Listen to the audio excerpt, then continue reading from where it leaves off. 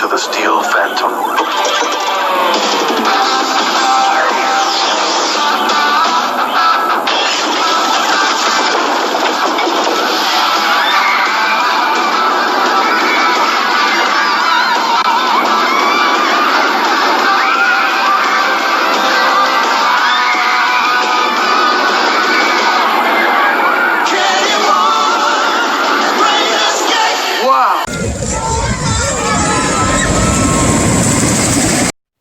Hey guys, welcome back to Front Row Coasters. My name is Michael, and today we're going to talk about the history of Phantom's Revenge.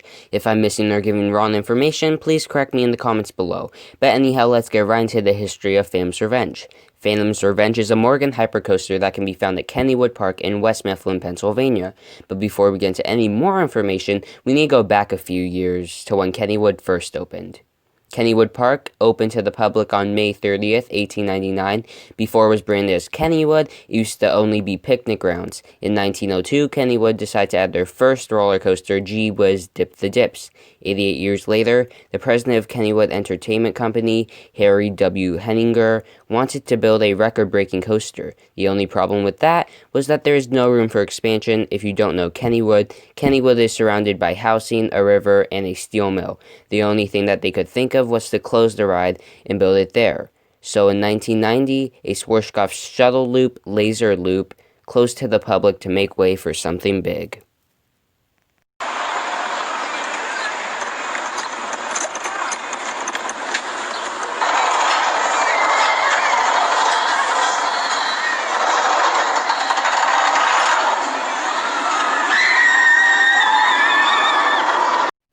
In July of 1990, Kennywood announced that their new steel roller coaster would be called Steel Phantom. It would be manufactured by Aerodynamics, featuring 4 inversions. It opened on May 10th, 1991, as the fastest and steepest roller coaster in the world. It was classified as a hypercoaster, which is a coaster with a drop over 200 feet. Although the actual height of the ride was only 160 feet, the second drop was off a cliff, which made for a longer descent.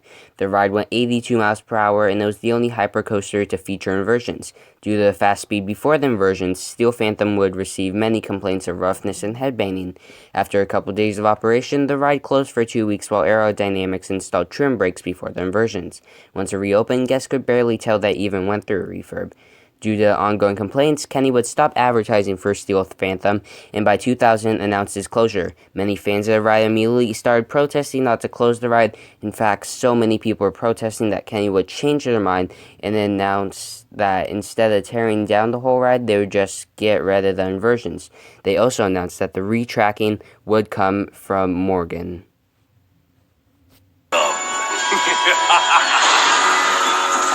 It's here, and there's no turning back.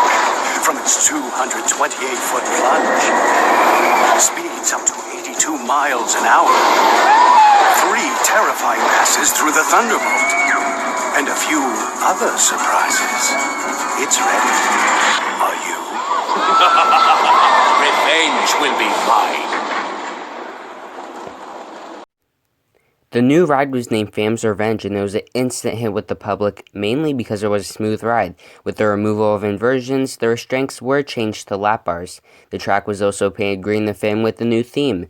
The only parts of the track from the original track are in the station, the lift hill, and in Thomastown. So, what do you guys think of Phantom's Revenge? Do you guys miss the original Steel Phantom? How does Steel Current compare to this? Please comment below, and I'll see you guys on the next ride.